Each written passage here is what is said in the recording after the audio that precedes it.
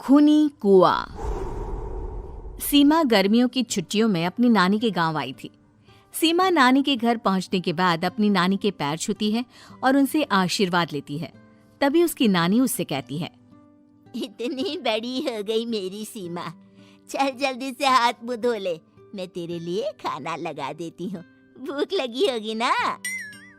हाँ नानी, भूख तो लग रही है मुझे, आपके हाथ के बने हुए पीले दाल और चावल खाने की। कितना टाइम हो गया है मुझे आपके हाथ का बना हुआ दाल चावल खाए हुए। तू तो नौकरी में व्यस्त थी, तो तुझे कहाँ से टाइम मिलेगा अपनी नानी के लिए? और जब इतने टाइम बाद आई है तो ज्यादा टाइम के लिए रुक कर जाएगी तू। हाँ हाँ नानी, इस बार पूरे 2 महीने के लिए आई हूँ।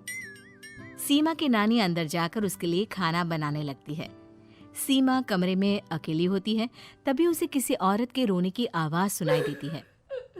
वो कभी खिड़की से बाहर झांकती है तो कभी दरवाजे से बाहर झांकती है। उसे समझ में नहीं आ रहा होता है कि आखिर रो कौन रहा है। तभी नानी खाना लेकर आ जाती है।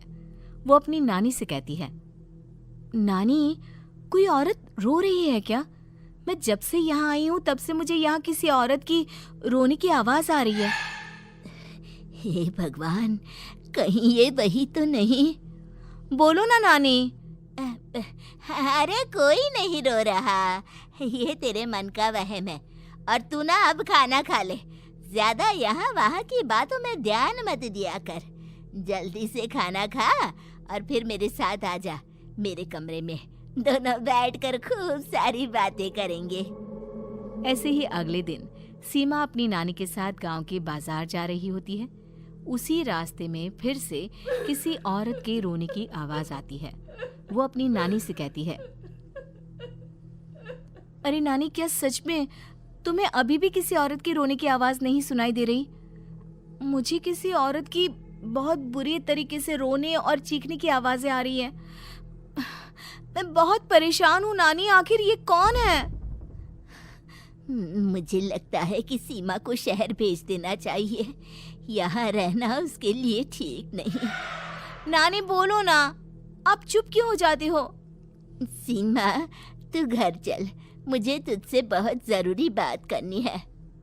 नानी सीमा को घर ले आती है और सीमा से कहती है, सीमा, कल सुबह तू शहर वापस चली जाएगी। अरे अचानक?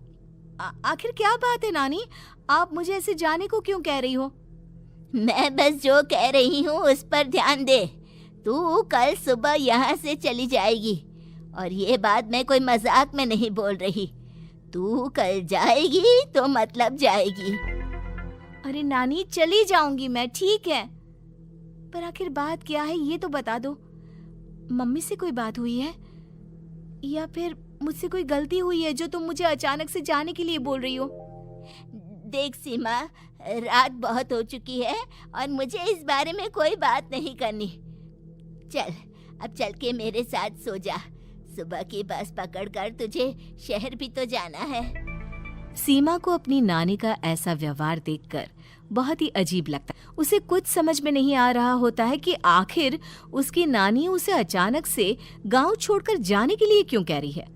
ये सारी बातें सोचते सोचते सीमा की आंख लग जाती है और वो अपनी नानी के साथ सो जाती है। ऐसे ही आधी रात को सीमा को फिर से किसी औरत की रोने की आवाज सुनाई देती है। वो उस औरत की आवाज सुनकर बार बार करवटें बदल रही होती है और तभी उसे सपने में भी एक अजीब सी औरत की परछाई दिखाई देती है, जो इतना चीख चीख कर रो रही होती है कि सीमा डरकर उठ जाती है। वो पूरे पसीने पसीने हो रही होती है। वो अपने आसपास देखती है तो घर में बिल्कुल शांति का माहौल होता है। सीमा घबरा जाती है। वो अपनी नानी को जगाने की कोशिश करती है, मगर उसकी नानी नहीं जगती। सीमा को फिर से उस औरत की रोने की आवाज सुनाई देती है। आखिरकार सीमा अपने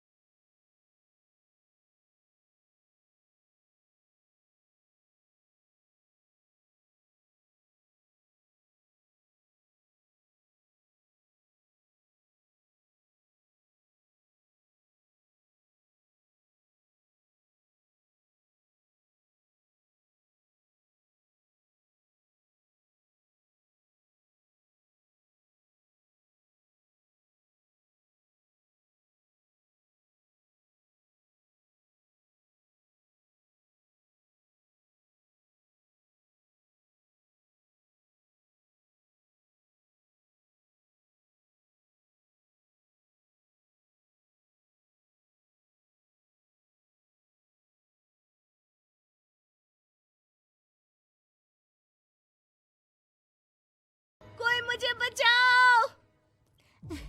मेरी बच्ची, हम आ गए, हम तुझे बचा लेंगे। नानी, मुझे यहाँ बहुत डर लग रहा है। यहाँ इंसान की कटी हुई मुंडिया, हाथ, पैर और कंकाल है और खून भी है। नानी, मुझे डर लग रहा है। आप सब मेरी मदद कीजिए, नहीं तो ये खूनी कुआं मेरी बच्ची को भी खा जाएगा। अरे मुझे तो ये समझ में नहीं आ रहा कि आखिर इस खूनी कुएं को खोला किसने। सालों पहले इसको इतनी मुश्किलों के बाद तांत्रिक बाबा ने बंद किया था। अरे पूरा गांव खूनी कुएं के बारे में अच्छे से जानता है, तो कोई भी जानबूझकर तो ऐसा करेगा नहीं। मतलब किसी ने अनजाने में इसे खोल दिया है भैया। सीमा को इस बारे में मालूम नहीं था, और जब से वो यहाँ आई थी तभी से उसे किसी औरत के रोने की आवाज़ें भी सुनाई दे रही थी। कहीं सीमा ने ही तो उसे नहीं खोला। अगर ऐसा है तो फिर सीमा का बचना बहुत मुश्किल है। वहीं कुएं के अंदर सीमा रोते हुए बैठी होती है कि उसे आवाज सुनाई देती है जो कुएं के बाहर खड़े गांव वालों में से किसी को सुनाई नहीं देता। आज सालों के बाद मुझे ताजा खून मिलेगा। तेरा खून पीकर आज मैं अपनी प्यास बुझाऊंगा।